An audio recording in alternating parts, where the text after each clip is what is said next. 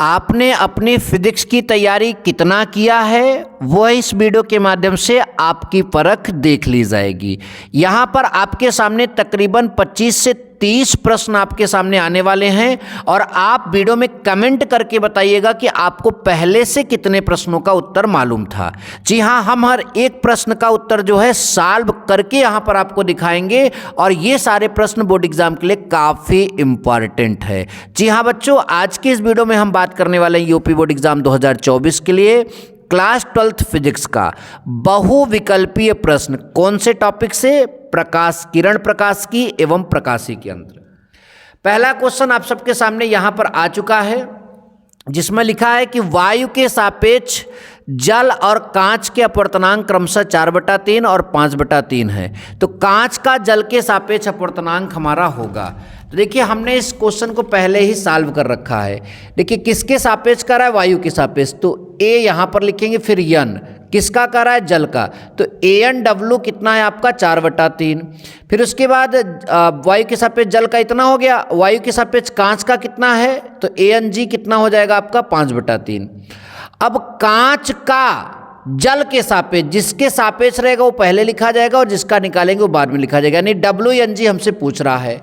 तो देखिए बच्चों, W जब इस तरह से दिया जाए, WNG पूछे तो इसका वायु के सापेक्ष पहले लिखेंगे, जो लास्ट वाला है। G का जो है वायु के सापेक्ष पहले लिखेंगे, फार्मूला होता है, और फिर W का वायु के सापेक्ष लिखेंगे। ठीक, तो इस तरह से ये फार्मूला आप लगाएंगे तो AnW की वैल्यू जो है, Ang की वैल्यू जो है आपका 5/3 और AnW की वैल्यू आपकी 4/3। 3 से 3 कैंसिल हो जाएगा, 5/4 आपका यहां पर एक उत्तर निकल कर आ रहा है। कितना? 5/4। क्या कोई ऑप्शन है? जी हां बच्चों, यहां पर 5/4 ऑप्शन नंबर तीसरा आपको यहां पर दिख गया। तो ये प्रश्न था और ये उसका सॉल्यूशन था और आई होप कि आपको ये पहला प्रश्न बहुत बेहतर से समझ में आ गया। अब दूसरा प्रश्न देखते हैं बच्चों। दूसरा प्रश्न हमारा यहाँ पर है कि वायु में प्रकाश की चाल 3 × 10⁸ मीटर प्रति सेकेंड है। 1.5 अपवर्तनांक वाले माध्यम में प्रकाश की चाल ज्ञात करना है। ठीक, तो वायु में प्रकाश की चाल हमने VA मान लिया 3 × 10⁸ मीटर प्रति सेकेंड और जो माध्यम है उसका अपवर्तनांक 1.5 है। तो माध्यम में प्रकाश की चाल यानी VM बराबर क्वेश्चन मार्क। ध्यान दीजिए, एक फार्मूला होता है अपवर्तनांक बराबर वायु में प्रकाश की चाल या निर्वात में प्रकाश की चाल बटा माध्यम में प्रकाश की चाल। याद कर लो, अपवर्तनांक बराबर वायु या निर्वात में प्रकाश की चाल बटा माध्यम में प्रकाश की चाल हम लिखेंगे यहाँ पर। तो यहाँ पर यन नीचे चला जाएगा तो Vm = VA की वैल्यू आपका इतना है और यहाँ Vm इधर चला गया तो यन इधर आ जाएगा तो 1.5। 1.5 को हम 1.5 कहते हैं। 1.5 का पहाड़ा 3 में पढ़ेंगे, कई बार जाएगा, 2 बार जाएगा और 2×10⁸ मीटर प्रति सेकेंड। यानी माध्यम में प्रकाश की चाल 2×10⁸ मीटर प्रति सेकेंड होगी। किसमें? माध्यम में प्रकाश की चाल 2×10⁸ मीटर प्रति सेकेंड माध्यम में प्रकाश की चाल यहाँ पर आने वाली है। और माध्यम आपका कौन सा है? कांच है। तो ये आपका जो है कांच में 2×10⁸ मीटर प्रति सेकेंड आपकी प्रकाश की चाल आ गई। नंबर नेक्स्ट बच्चों, ध्यान से देखिए, बहुत पहले प्रश्न को पढ़ा करो ध्यान से। यदि किसी माध्यम से निर्वात में संपूर्ण आंतरिक परावर्तन के लिए क्रांतिक कोण 30 अंश है, यानी जो वहां पर आंतरिक परावर्तन होता है उसके लिए क्रांतिक कोण 30 अंश है। तो माध्यम में प्रकाश का वेग, पूछ रहा है।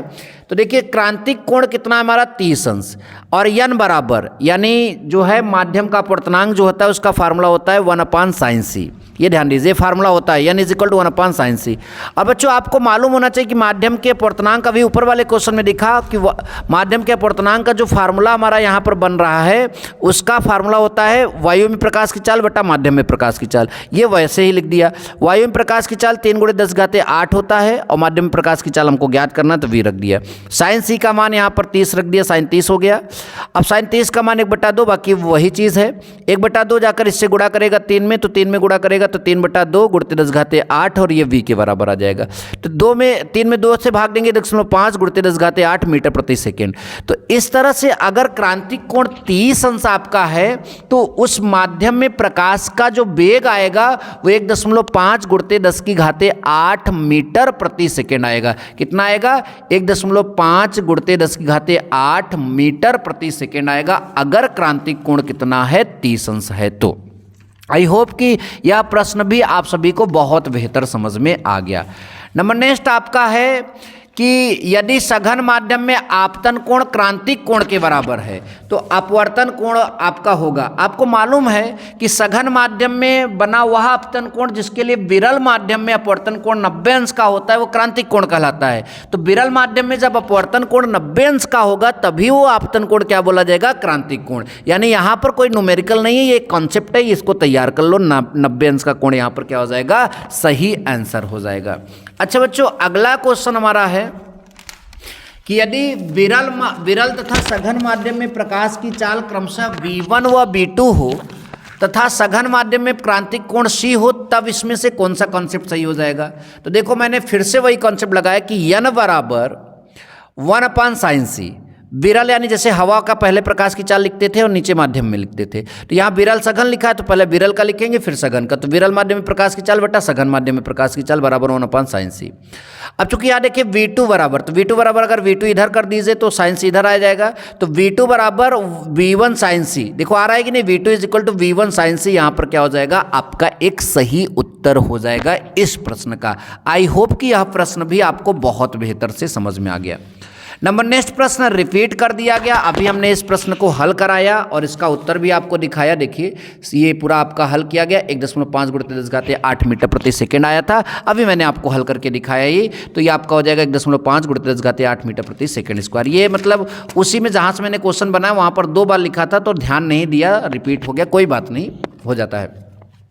अगला 2 लेंस की शक्तियाँ 4 डायोप्टर और -2 डायोप्टर हैं, तो संपर्क में रखे हैं दोनों लेंस, ठीक। संयुक्त लेंस की फोकस दूरी, तो बच्चा आपको पता होना चाहिए पहले लेंस की जो फोकस जो क्षमता है 4 डायोप्टर है, दूसरे लेंस की क्षमता जो है -2 डायोप्टर है। संयुक्त लेंस की क्षमता का फार्मूला होता है पहले लेंस की क्षमता प्लस दूसरे लेंस की क्षमता।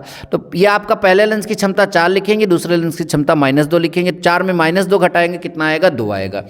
और संयुक्त लेंस की जो क्षमता का फार्मूला होता है 1/f, यानी लेंस की क्षमता का फार्मूला 1/ फोकस दूरी बराबर 2 आपको लिखना है, ठीक।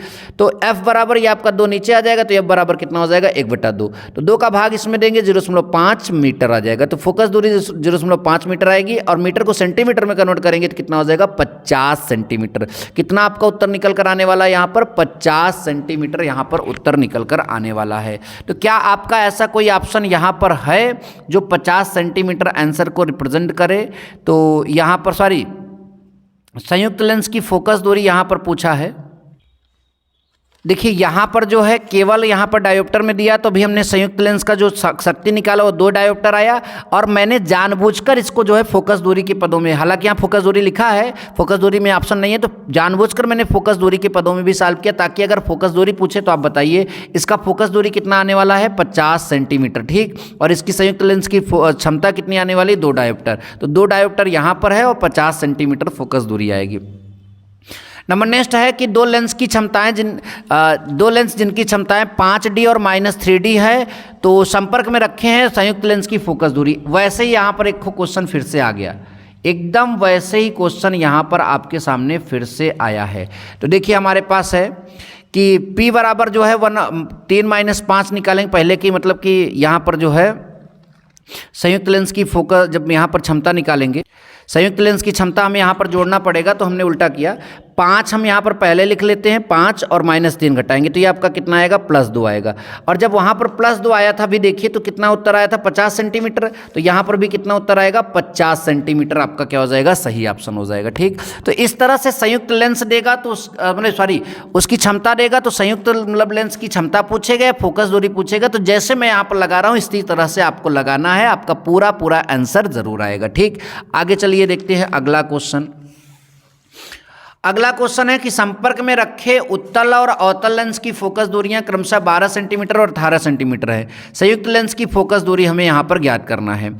तो आप ध्यान दीजिए, उत्तल लेंस की फोकस दूरी 12 है, उत्तल लेंस की फोकस दूरी -18। तो ये उत्तल का है या अवतल का है, तो अवतल का माइनस में लेते ही हैं। संयुक्त लेंस की फोकस दूरी का फार्मूला 1/f = 1/f1 + 1/f2। इसका 1/12 लिख देंगे, इसका -18 हो जाएगा। तो लसा लेंगे 12 18 का 36 हो जाएगा, 12 का पाड़ा पड़ेंगे आपका 3 बार जाएगा, तो 18 का पाड़ा पड़ेंगे 2 बार जाएगा, तो 3 में से 2 जाएगा आपका 1 आएगा, 1/36। 1 की जगह 1 और यह बराबर कितना हो जाएगा, 36 सेंटीमीटर। यानी यहाँ पर हमारा जो 36 सेंटीमीटर है, जो ये आपका क्या हो जाएगा, सही ऑप्शन हो जाएगा।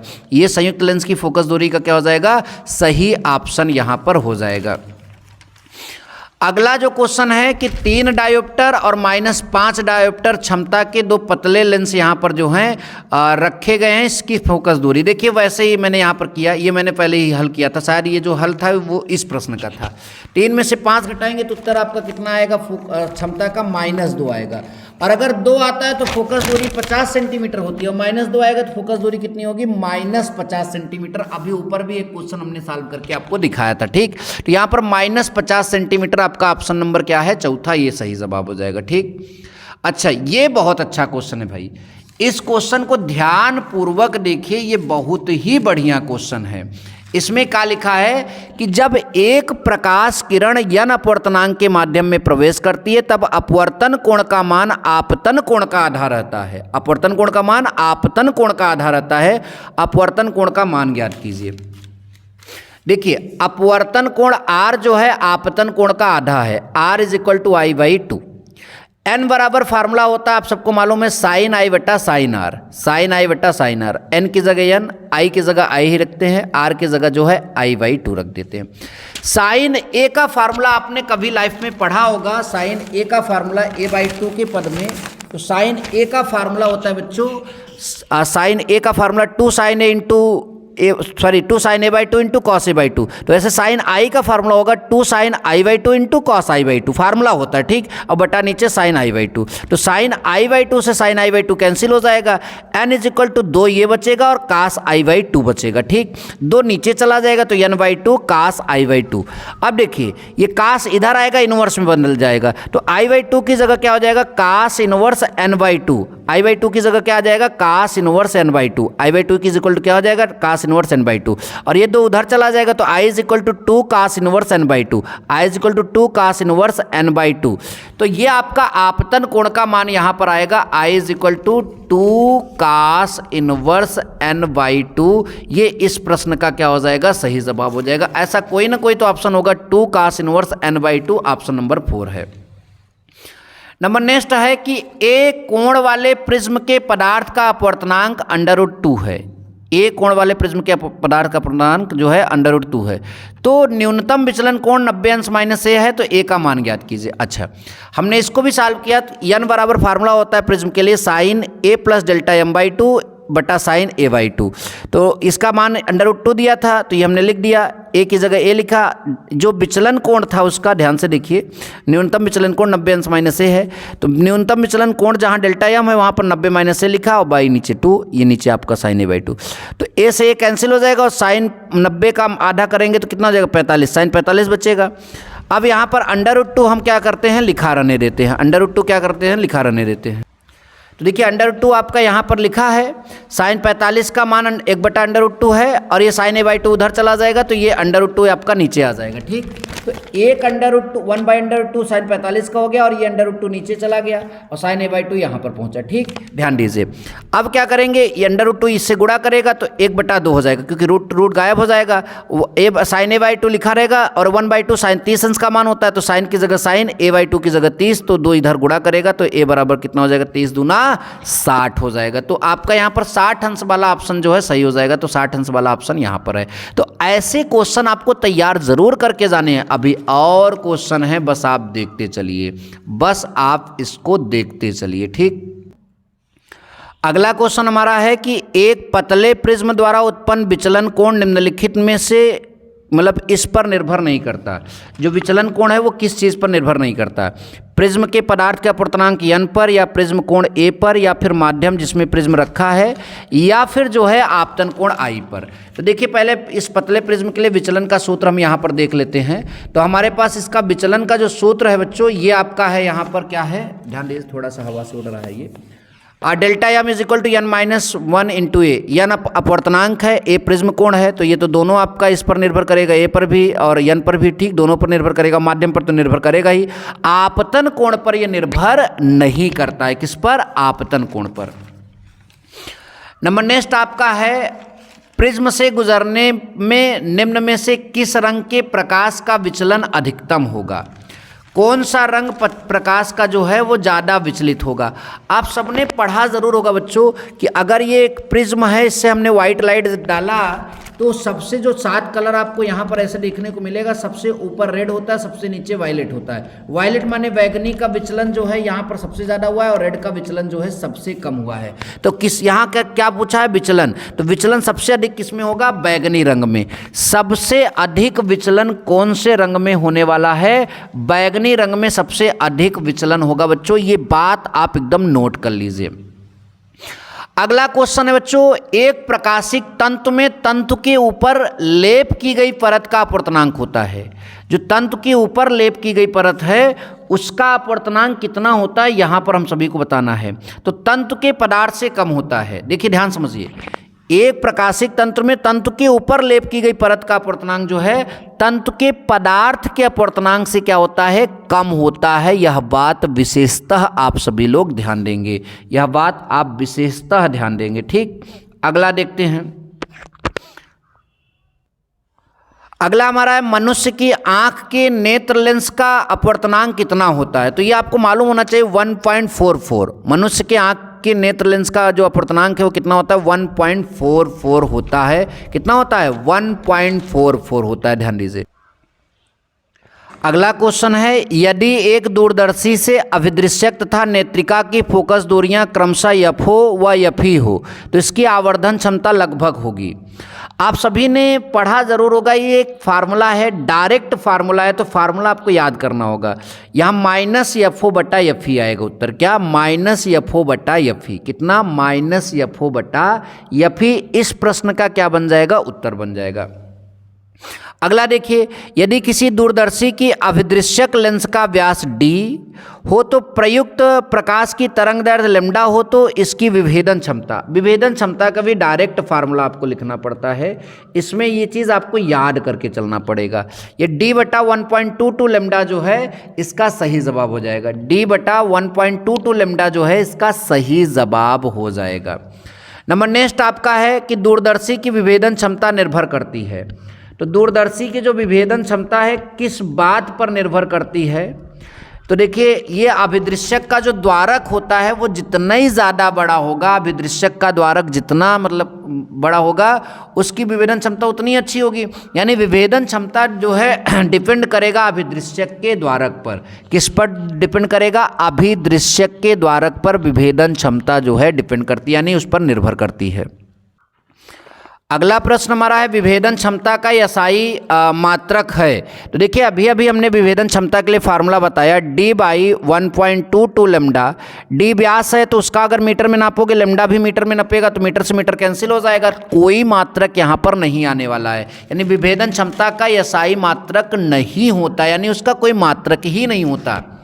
नेक्स्ट है, किसी प्रिज्म में जब एक वर्णी प्रकाश गुजरता है तो उसका ध्रुवण हो जाता है, विवर्तन हो जाता है, वर्ण विक्षेपण हो जाता है, विचलन हो जाता है। तो आपको यहाँ पर बताना है कि उसका क्या होता है, बहुत संभल कर बताना है। जो आप बताओगे हो सकता है वो गलत हो जाए, तो आपको पता होना चाहिए उसका क्या हो जाता है? वर्ण विक्षेपण हो जाता है। उस प्रकाश का क्या हो जाता है? वर्ण विक्षेपण हो जाता है। ये बात ध्यान दीजिए। हालांकि एक वर्णी प्रकाश बोला है तो यहाँ विचलन भी मुझे सही लग रहा है, इसको आप थोड़ा सा क्लियर कर लीजिएगा अलग वाली किताब से। ठीक, नंबर नेक्स्ट है, पूर्ण आंतरिक परावर्तन संभव नहीं है यदि प्रकाश का गमन वायु से जल में, जल से वायु में, कांच से जल में, कांच से वायु में। देखिए, सघन से विरल में जाएगा पूर्ण आंतरिक परावर्तन होगा, अब विरल से सघन में जाएगा तो कभी नहीं होगा। वायु विरल है और जल सघन है, तो वायु से जल में अगर प्रकाश जाएगा तो कभी भी पूर्ण आंतरिक परावर्तन यहाँ पर जो है नहीं होगा। पूर्ण आंतरिक परावर्तन तभी संभव होता है जब प्रकाश की किरण कहाँ से कहाँ जाए, सघन माध्यम से विरल माध्यम में जाए, तभी पूर्ण आंतरिक परावर्तन होता है। तो यहाँ वायु सघन माध्यम नहीं बल्कि विरल माध्यम है, विरल माध्यम से सघन माध्यम में जाएगा तो इसमें पूर्ण आंतरिक परावर्तन नहीं होगा, नहीं होगा, याद रखिएगा। ठीक, अगला है, परावर्तक दूरदर्शी में अभिदृश्यक होता है। तो परावर्तक, देखिए परावर्तन किस में होता है और परावर्तन के लिए सबसे अच्छा चीज़ क्या माना जाता है? अवतल दर्पण। तो इसका सही जवाब हो जाएगा अवतल दर्पण। अवतल दर्पण लिखा है जबकि दर्पण होगा यहाँ पर उड़ंतु रहेगा। ठीक, तो अवतल दर्पण इसका सही जवाब हो जाएगा। अगला है, किसी उत्तल लेंस की लाल तथा बैगनी रंग के प्रकाश के लिए फोकस दूरियां एफआर और जो है एफबी हैं। तो फोकस दूरियां एफआर और एफबी हैं तो इसमें क्या रिलेशन बनेगा? तो इसमें क्या रिलेशन बनेगा ये हम सबको यहाँ पर बताना है। तो इसमें ये होगा कि बैगनी रंग की फोकस दूरी जो है लाल रंग की फोकस दूरी से क्या आएगा, कम आएगा। ये ध्यान दीजिए, बैगनी रंग की फोकस दूरी जो है लाल रंग की फोकस दूरी से क्या आ जाएगा, कम आएगा। यह बात आप विशेषता ध्यान दीजिए, क्योंकि फोकस दूरी जो है अपवर्तनांक पर निर्भर करती है, अपवर्तनांक पर निर्भर करती है, इसलिए बैगनी रंग का फोकस दूरी जो है लाल रंग की फोकस दूरी से क्या आएगा, कम आएगा। अगला क्वेश्चन है, श्वेत प्रकाश का प्रिज्म से गुजरने पर प्रकाश का अधिकतम विचलन होगा। बैगनी में अभी हमने पढ़ा दिया आप सभी को। अगला है, एफ फोकस दूरी तथा 2f फोकस दूरी वाले अवतल लेंस को के संपर्क में जो है रखा जाता है। एफ फोकस दूरी का उत्तल लेंस है, 2f फोकस दूरी का अवतल लेंस है, इसे संपर्क में रखा जाता है। तो संयुक्त लेंस की हमें क्या ज्ञात करना है, फोकस दूरी। कैसे लेंस की फोकस दूरी ज्ञात करना है, संयुक्त लेंस की फोकस दूरी ज्ञात करना है। इसको अगर आप कैलकुलेट करके निकालोगे तो ये आपका आएगा 2f। मैं अभी इसका उत्तर भी दिखाना चाहूँगा आपको। तो देखो आपके सामने यहाँ पर है, तो हमने इसको जो है 1/f संयुक्त, ये संयुक्त लेंस की फोकस दूरी होगी, 1/f उत्तल लेंस की, और 1/2f यहाँ माइनस हो जाएगा अवतल लेंस का। तो इसको जब f और 2f का लसाल लोगे 2f आएगा, f से f कैंसिल, 2 ऊपर चला जाएगा, 2f से 2f कैंसिल, 1 ऊपर चला जाएगा। ये आपको उतना ही है, 2 में से 1 जाएगा, 1 बटा नीचे 2f, 1 की जगह 1, f बराबर कितना आ जाएगा, 2f। तो इस तरह से हमारा f बराबर कितना निकल कर आ रहा है, +2f। तो ये आपका क्या हो जाएगा, सही जवाब हो जाएगा। नंबर नेक्स्ट आपका, किसी प्रिज्म के प्रिज्म कोण तथा न्यूनतम विचलन कोण का मान a बराबर है, तो प्रिज्म के पदार्थ का अपवर्तनांक कितना होगा। तो भैया प्रिज्म के पदार्थ का क्या निकालना है, यहाँ पर अपवर्तनांक निकालना है कि वो वैल्यू कितना आएगी। तो देखो हमने इसको कैलकुलेट किया है। n बराबर अपवर्तनांक का फार्मूला प्रिज्म के लिए होता है sine delta m plus a/2 बटा साइन a/2। साइन की जगह साइन डेल्टा m, विचलन कोण है a लिख दिया, यहाँ पर a लिख दिया बटा 2, फिर नीचे आपका यही चीज़ लिखा। तो a 2a 2 से भाग देंगे तो ये आपका कैंसिल हो जाएगा, साइन a बटा नीचे साइन a/2। तो n is equal to sine a का फार्मूला होता है 2 sign a/2 into cos a/2 और बटा नीचे साइन a/2। साइन a/2 से साइन a/2 कैंसिल हो जाएगा और आपका ये 2 कॉस a/2 यानी अपवर्तनांक आएगा 2 cos a/2। कितना आएगा, 2 cos a/2, यहां पर जो कि पहला ऑप्शन जो है सही हो जाएगा। तो इस तरह से आप इतना प्रश्न तैयार कर लीजिए। मिलेंगे नेक्स्ट वीडियो में। Thank you so much. जय हिंद, वंदे मातरम।